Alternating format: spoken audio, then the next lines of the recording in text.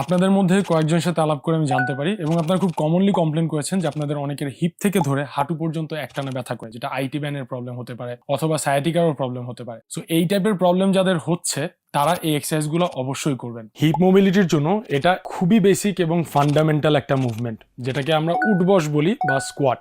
আপনি চেয়ারে বসতে গেলে প্রতিদিন আপনাকে এই স্কোয়াটটা করতেই হবে, কিন্তু প্রপার ফর্মে যদি করেন এটাই আপনার একটা এক্সারসাইজ হয়ে যাবে। সো আমরা একটু টেকনিকটা দেখে নিই কীভাবে আমরা সঠিকভাবে একটা স্কোয়াট করতে পারি। তো কয়েকটা জিনিস একটু মাথায় রাখতে হবে। আমার পায়ের প্লেসমেন্ট যেভাবেই হোক না কেন, আঙুল এবং আমার হাঁটু একটা সেম স্ট্রেট লাইনে থাকবে।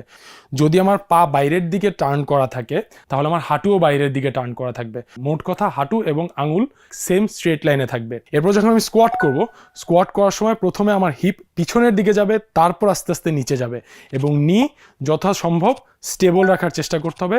খেয়াল রাখতে হবে যেন নি সামনে গিয়ে আমার এই আঙুলের লাইনকে ক্রস না করে। সো একবার দেখিয়ে দিচ্ছি।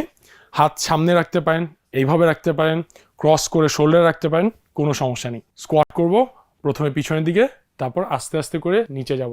যতটুকু নিচে যাওয়া আপনার জন্য কমফোর্টেবল আপনি ততটুকু যাবেন। যদি ফুল ডিপ এভাবে বসতে পারেন সবচাইতে ভালো। যদি এতটুকু আপনার ফ্লেক্সিবিলিটি না থাকে তাহলে যে পর্যন্ত যেতে পারবেন যাবেন, তারপর উঠে আসবেন। এটা হচ্ছে একবার। এইরকম করে আমরা 8 থেকে 10 বার করবো। তো এটা একটু রেগুলারলি করবেন।